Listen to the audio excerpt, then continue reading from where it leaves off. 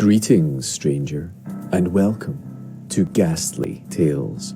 Here you will find stories to chill your bones, stop your heart, and tear at your very soul. Now, pull up close to the fire and listen closely.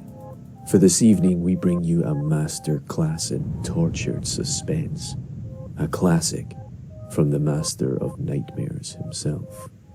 This is The Pit and the Pendulum by Edgar Allan Poe. I was sick unto death with that long agony. And when they at length unbound me, and I was permitted to sit, I felt that my senses were leaving me. The sentence, the dread sentence of death, was the last of distinct accentuation which reached my ears. After that, the sound of the inquisitorial voices seemed merged in one dreamy, indeterminate hum. It conveyed to my soul the idea of revolution, perhaps from its association in fancy with the burr of a mill wheel. This only for a second, for presently I heard no more. Yet for a while I saw, but with how terrible an exaggeration. I saw the lips of the black-robed judges. They appeared to me white, whiter than the sheet upon which I traced these words, and thin, even to grotesqueness, thin with the intensity of their expression of firmness, of immovable resolution, of stern contempt of human torture. I saw that the decrees of what to me was fate were still issuing from those lips. I saw them writhe with a deadly locution. I saw them fashion the syllables of my name, and I shuddered because no sound succeeded. I saw too, for a few moments of delirious horror, the soft and nearly imperceptible waving of the sable draperies which entwined the walls of the apartment. And then my vision fell upon 7 tall candles upon the table. At first they wore the aspect of charity, and seemed white and slender angels who would save me. But then, all at once, there came a most deadly nausea over my spirit, and I felt every fibre in my frame thrill as if I had touched the wire of a galvanic battery, while the angel forms became meaningless spectres with heads of flame, and I saw that from them there would be no help. And then there stole into my fancy, like a rich musical note, the thought of what sweet rest there must be in the grave. The thought came gently and stealthily. It seemed long before it attained full appreciation, but just as my spirit came at length properly to feel and entertain it, the figures of the judges vanished, as if magically from before me. The tall candles sank into nothingness, their flames went out utterly. The blackness of darkness supervened.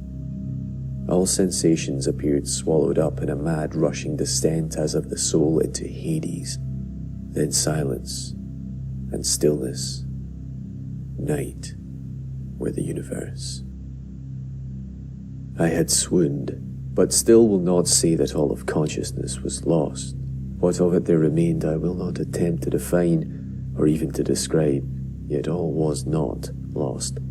In the deepest slumber, no. In delirium, no. In a swoon, no. In death, no, even in the grave, all is not lost, else there is no immortality for man. Arousing from the most profound of slumbers, we break the gossamer web of some dream. Yet in a second afterwards, so frail may that web have been, we remember not that we have dreamed. In the life from the swoon there are 2 stages. First, that of the sense of mental or spiritual. Secondly, that of the sense of physical existence. It seems probable that if, upon reaching the second stage, we could recall the impressions of the first, we should find these impressions eloquent in memories of the gulf beyond. And that gulf is what? How at least shall we distinguish its shadows from those of the tomb? But if the impressions of what I have termed the first stage are not, at will, recalled, yet, after long interval, do they not come unbidden, while we marvel whence they come? He who has never swooned is not he who finds strange palaces and wildly familiar faces in coals that glow, is not he who beholds floating in mid-air the sad visions that the many may not view, is not he who ponders over the perfume of some novel flower, is not he whose brain grows bewildered with the meeting of some musical cadence which has never before arrested his attention. Amid frequent and thoughtful endeavours to remember, amid earnest struggles to regather some token of the state of seeming nothingness into which my soul had lapsed, there have been moments when I have dreamt of success. There have been brief, very brief periods when I have conjured up remembrances which the lucid reason of a later epoch assures me could have had reference only to that condition of seeming unconsciousness. These shadows of memory tell, indistinctly, of tall figures that lifted and bore me in silence, down, down, still down, till a hideous dizziness oppressed me at the mere idea of the interminableness of the descent. Yet they tell also of a vague horror at my heart, on account of that heart's unnatural stillness.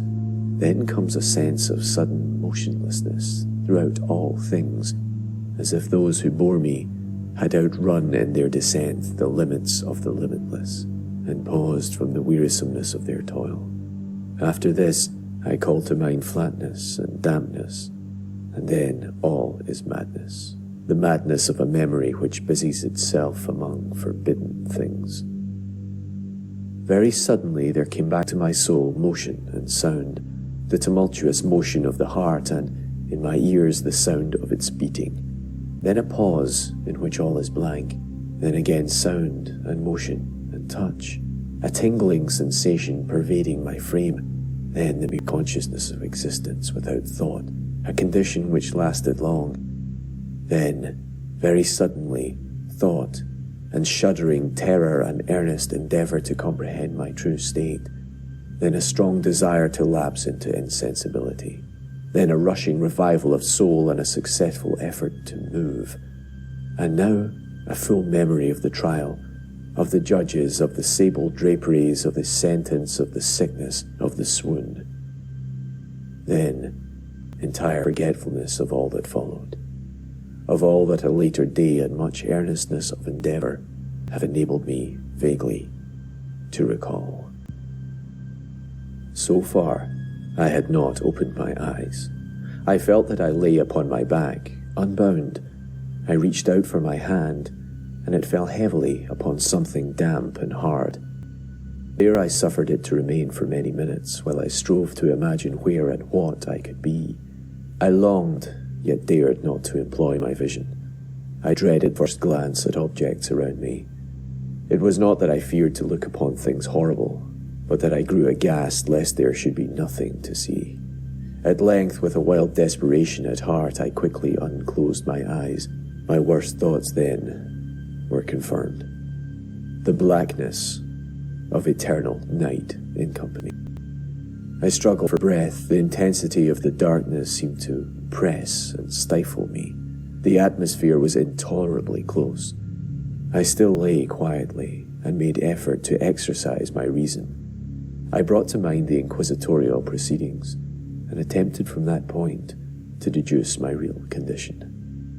The sentence had passed, and it appeared to me that a very long interval of time had since elapsed. Yet not for a moment did I suppose myself actually dead. Such a supposition, notwithstanding what we read in fiction, is altogether inconsistent with real existence. But where and in what state was I? The condemned to death, I knew, perished usually at the autos da fe, and one of these had been held on the very night of the day of my trial. Had I been remanded to my dungeon to await the next sacrifice, which would not take place for many months? This I at once saw could not be. Victims had been in immediate demand. Moreover, my dungeon, as well as the condemned cells at Toledo, had stone floors, and light was not altogether excluded. A fearful idea now suddenly drove the blood in torrents upon my heart, and for a brief period I once more relapsed into insensibility. Upon recovering, I at once started to my feet, trembling convulsively in every fibre. I thrust my arms wildly above and around me in all directions. I felt nothing, yet dreaded to move a step, lest I should be impeded by the walls of a tomb. Perspiration burst from every pore and stood in cold, big beads upon my forehead. The agony of suspense grew at length intolerable, and I cautiously moved forward, with my arms extended and my eyes straining from their sockets in the hope of catching some faint ray of light. I proceeded for many paces, but still all was blackness and vacancy. I breathed more freely. It seemed evident that mine was not, at least, the most hideous of fates. And now, as I still continued to step cautiously onward, there came thronging upon my recollection 1,000 vague rumours of the horrors of Toledo, of the dungeons.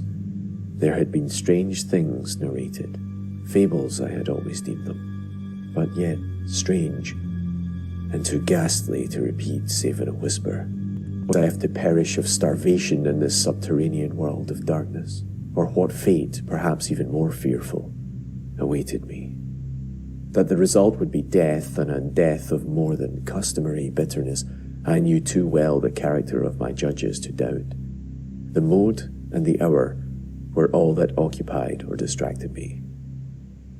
My outstretched hands at length encountered some solid obstruction. It was a wall, seemingly of stone masonry, very smooth, slimy, and cold. I followed it up, stepping with all the careful distrust with which certain antique narratives had inspired me.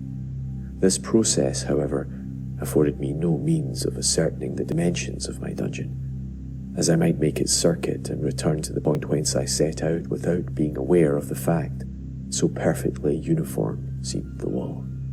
I therefore sought the knife which had been in my pocket when led into the inquisitorial chamber, but it was gone. My clothes had been exchanged for a wrapper of coarse serge. I had thought of forcing the blade in some minute crevice of the masonry so as to identify my point of departure. The difficulty, nevertheless, was but trivial, although in the disorder of my fancy it seemed at first insuperable. I tore a part of the hem from my robe and placed the fragment at full length and at right angles to the wall. In groping my way around the prison, I could not fail to encounter this rag upon completing the circuit. So at least I thought, but I had not counted upon the extent of the dungeon, or upon my own weakness. The ground was moist and slippery.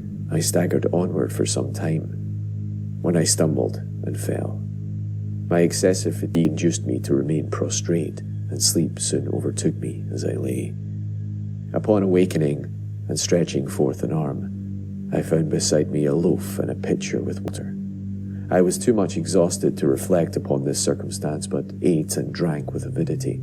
Shortly afterwards I resumed my tour around the prison, and with much toil came at last upon the fragment of the serge. Up to the period when I fell I had counted 52 paces, and upon resuming my walk I had counted 48 more when I arrived at the rag. There were in all then 100 paces, and admitting 2 paces to the yard, I presumed the dungeon to be 50 yards in circuit. I had met, however, with many angles in the wall, and thus I could form no guess at the shape of the vault, for vault I could not help supposing it to be.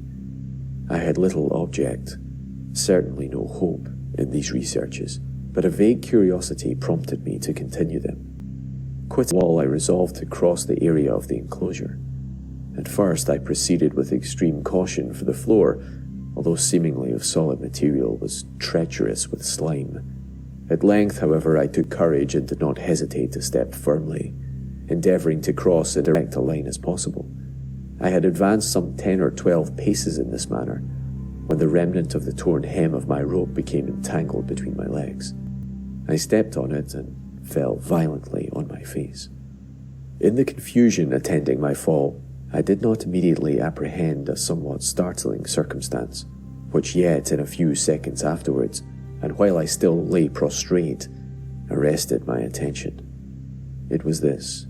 My chin rested upon the floor of the prison, but my lips and the upper portion of my head, although seemingly at a less elevation than the chin, touched nothing. At the same time my forehead seemed bathed in a clammy vapour, and the peculiar smell of decayed fungus arose to my nostrils.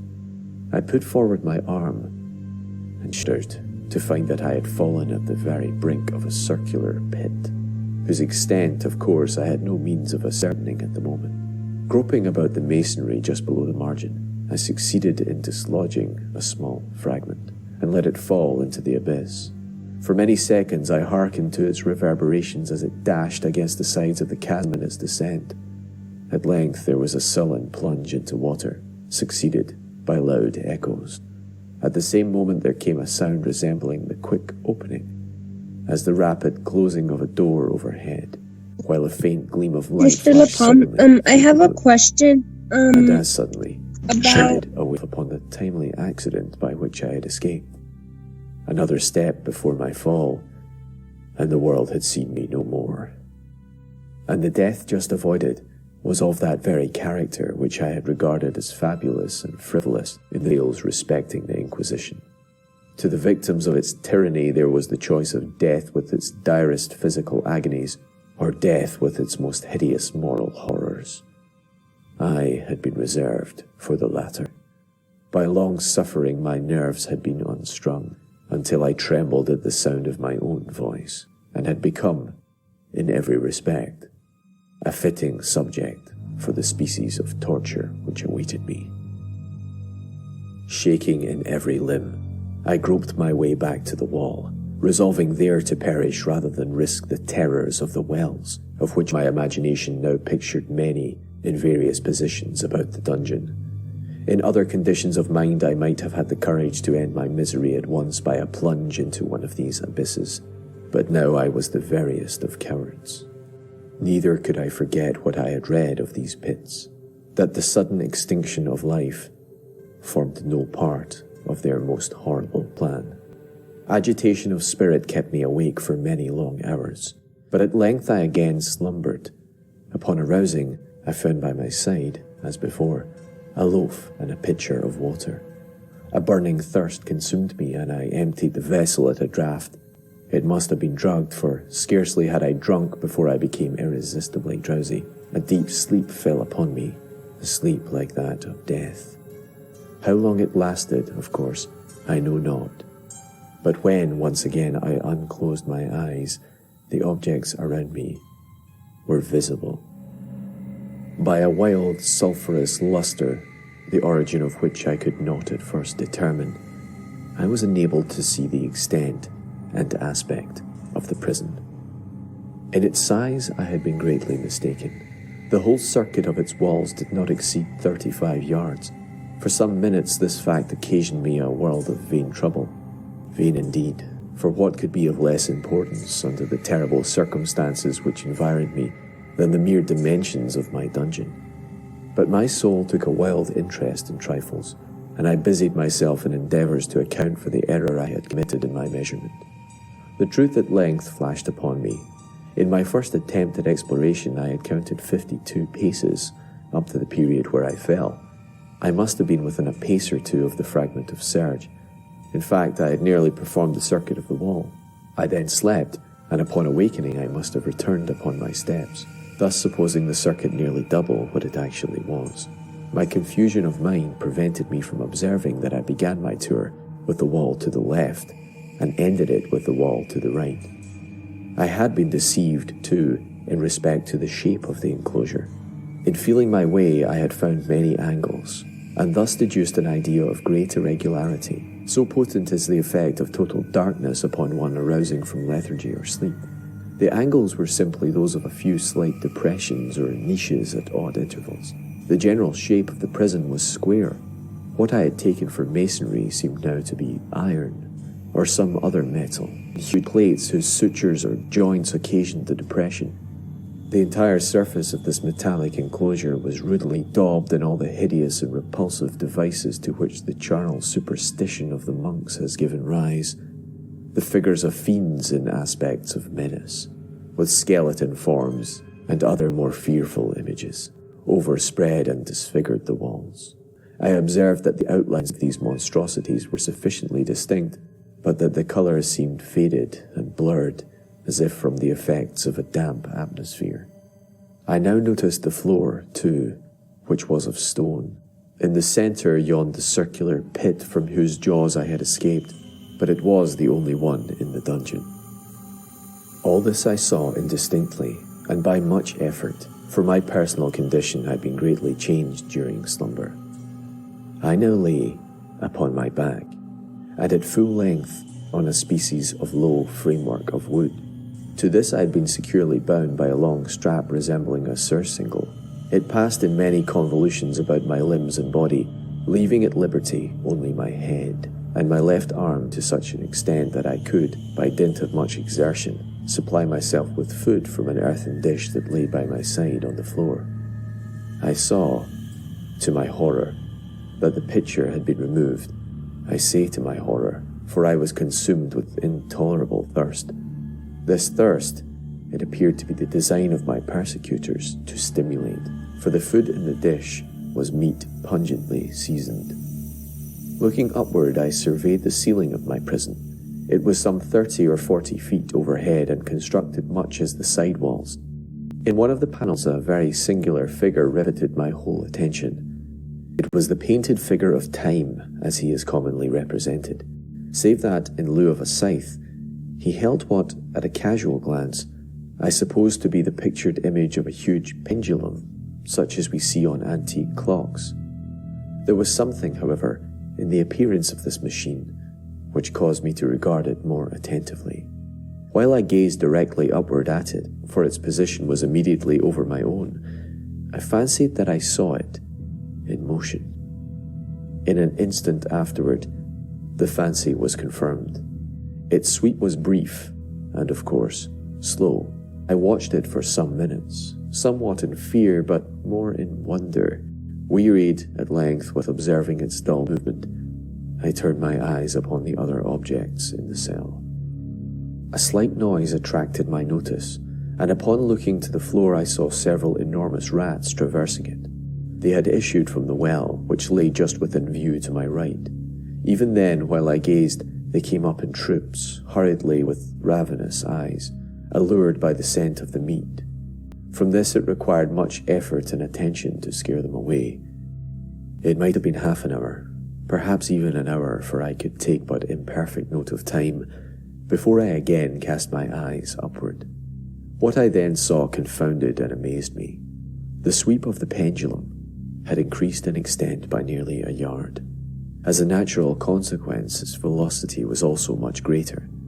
But what mainly disturbed me was the idea that it had, perceptibly, descended. I now observed, with what horror it is needless to say, that its nether extremity was formed of a crescent of glittering steel, about a foot in length from horn to horn, the horns upward, and the under edge evidently as keen as that of a razor. Like a razor also, it seemed massy and heavy, tapering from the edge into a solid and broad structure above. It was appended to a weighty rod of brass, and the whole hissed as it swung through the air. I could no longer doubt the doom prepared for me by monkish ingenuity and torture. My cognizance of the pit had become known to the inquisitorial agents, the pit whose horrors had been destined for so bold a recusant as myself. The pit, typical of hell and regarded by rumour as the ultima thule of all their punishments. The plunge into this pit I had avoided by the merest of accidents, and I knew that surprise, or entrapment into torture, formed an important portion of all the grotesquerie of these dungeon deaths. Having failed to fall, it was no part of the demon plan to hurl me into the abyss, and thus, there being no alternative, a different and milder destruction awaited me. Milder. I half smiled in my agony as I thought of the application of such a term. What boots it to tell of the long, long hours of horror more than mortal, during which I had counted the rushing vibrations of the steel, inch by inch, line by line, with a descent only appreciable at intervals that seemed ages. Down and still down it came. Days passed. It might have been that many days passed, ere it swept so closely over me as to fan me with its acid breath. The odour of the sharp steel forced itself into my nostrils. I prayed. I wearied heaven with my prayer for its more speedy descent. I grew frantically mad and struggled to force myself upward against the sweep of the fearful scimitar, and then I fell suddenly calm and lay smiling at the glittering death as a child at some rare bauble. There was another interval of utter insensibility. It was brief, for, upon again lapsing into life, there had been no perceptible descent in the pendulum, but it might have been long, for I knew there were demons who took note of my swoon, and who could have arrested the vibration at pleasure. Upon my discovery, too, I felt very, inexpressibly sick and weak, as if through long inanition. Even amid the agonies of that period, the human nature craved food. With painful effort, I outstretched my left arm as far as my bonds permitted, and took possession of the small remnant which had been spared me by the rats. As I put a portion of it within my lips, there rushed to my mind a half-formed thought of joy, of hope. Yet what business had I with hope? It was, as I say, a half-formed thought. Man had many such which were never completed. I felt that it was of joy, of hope, but I felt also that it had perished in its formation. In vain I struggled to perfect, to regain it. Long suffering had nearly annihilated all my ordinary powers of mind. I was an imbecile, an idiot. The vibration of the pendulum was at right angles to my length. I saw that the crescent was designed to crest the region of the heart. It would fray the serge of my robe. It would return and repeat its operations again and again, notwithstanding its terrifically wide sweep, some 30 feet or more, and the hissing vigor of its descent sufficient to sunder these very walls of iron. Still, the fraying of my robe would be all that, for several minutes, it would accomplish. And at this thought I paused. I dared not to go farther than this reflection. I dwelt upon it with a pertinacity of attention, as if, in so dwelling, I could arrest here the descent of the steel. I forced myself to ponder upon the sound of the crescent as it should pass across the garment, upon the peculiar thrilling sensation which the friction of cloth produces on the nerves. I pondered upon all this frivolity until my teeth were on edge. Down, steadily down it crept. I took a friend's pleasure in contrasting its downward with its lateral velocity, to the right, to the left, far and wide, with the shriek of a damned spirit, to my heart with the stealthy pace of the tiger. I alternately laughed and howled as the one or the other idea grew predominant. Down, certainly, relentlessly down. It vibrated within 3 inches of my bosom. I struggled violently, furiously to free my left arm. This was free from the elbow to the hand. I could reach the latter from the platter beside me to my mouth with great effort, but no further. Could I have broken the fastenings above the elbow, I would have seized and attempted to arrest the pendulum. I might as well have attempted to arrest an avalanche. Down, still unceasingly, still inevitably down. I gasped and struggled at each vibration. I shrunk convulsively at its every sweep. My eyes followed its outward or upward whirls with the eagerness of the most unmeaning despair. They closed themselves spasmodically at the descent, although death would have been a relief. Oh, how unspeakable. Still I quivered in every nerve to think how slight a sinking of the machinery would precipitate that keen, glistening axe upon my bosom. It was hope that prompted the nerve to quiver, the frame to shrink. I was hope, the hope that triumphs on the rack, that whispers to the death condemned, even in the dungeons of the Inquisition. I saw that some 10 or 12 vibrations would bring the steel in actual contact with my robe. With this observation, there suddenly came over my spirit all the keen, collected calmness of despair. For the first time during many hours, or perhaps days, I thought, it now occurred to me that the bandage or surcingle which enveloped me was unique. I was tied by no separate cord. The first stroke of the razor-like crescent athwart any portion of the band would so detach it that it might be unwound from my person by means of my left hand. But how fearful, in that case, the proximity of the steel. The result of the slightest struggle, how deadly. Was it likely, moreover, that the minions of the torturer had not foreseen and provided for this possibility? Was it probable that the bandage crossed my bosom in the track of the pendulum? Dreading to find my fate, and, it seemed, my last hope frustrated, I so far elevated my head to obtain a distinct view of my breast. The surcingle enveloped my limbs and body close in all directions, save in the path of the destroying crescent. Scarcely had I dropped my hand back into its original position, when there flashed upon my mind what I cannot better describe than as the unformed half of that idea of deliverance to which I have previously alluded, and of which a moiety only floated indeterminately through my brain when I referred to my burning lips. The whole thought was now present, feeble, scarcely sane, scarcely definite, but still entire.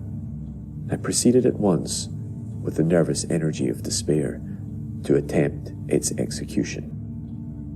For many hours, the immediate vicinity of the low framework on which I lay had been literally swarming with rats. They were wild, bold, ravenous, their red eyes glaring upon me as if they waited but for motionlessness on my part to make me their prey. To what food, I thought, have they been accustomed in the well? They had devoured, in spite of all my attempts to prevent them, all but a small remnant of the contents of the dish. I had fallen into an habitual seesaw or wave of the hand about the platter, and at length the unconscious uniformity of the movement deprived it of effect. In their voracity, the vermin frequently fastened their sharp fangs on my fingers. With the particles of the oily and spicy viand which now remained, I thoroughly rubbed the bandage wherever I could reach it. Then, raising my hand from the floor, I lay breathlessly still. At first, the ravenous animals were startled and terrified at the change, at the cessation of movement. They shrank alarmedly back. Many sought the well, but this was only for a moment. I had not counted in vain upon their voracity. Nervous energy of despair to attempt its execution. For many hours, the immediate vicinity of the low framework on which I lay had been literally swarming with rats. They were wild, bold, ravenous, their red eyes glaring upon me as if they waited but for motionlessness on my part to make me their prey. To what food, I thought, have they been accustomed in the well? They had devoured, in spite of all my attempts to prevent them, all but a small remnant of the contents of the dish. I had fallen into an habitual seesaw or wave of the hand about the platter, and at length the unconscious uniformity of the movement deprived it of effect. In their voracity, the vermin frequently fastened their sharp fangs on my fingers. With the particles of the oily and spicy viand which now remained, I thoroughly rubbed the bandage wherever I could reach it. Then, raising my hand from the floor, I lay breathlessly still. At first, the ravenous animals were startled and terrified at the change, at the cessation of movement. They shrank alarmedly back. Many sought the well, but this was only for a moment. I had not counted in vain upon their voracity. Observing that I remained without motion, one or two of the boldest leapt up upon the framework and smelt at the surcingle. This seemed the signal for a general rush. Forth from the well they hurried in fresh troops. They clung to the wood, they overran it, and leaped in hundreds upon my person. The measured movement of the pendulum disturbed them not at all. Avoiding its strokes, they busied themselves with the anointed bandage. They pressed, they swarmed upon me in ever-accumulating heaps. They writhed upon my throat, their cold lips sought my own. I was half stifled by their thronging pressure. Disgust, for which the world has no name, swelled my bosom and chilled with a heavy clamminess my heart. Yet 1 minute, and I felt the struggle would be over. Plainly, I perceived the loosening of the bandage. I knew that in more than one place it must be already severed. With more than a human resolution,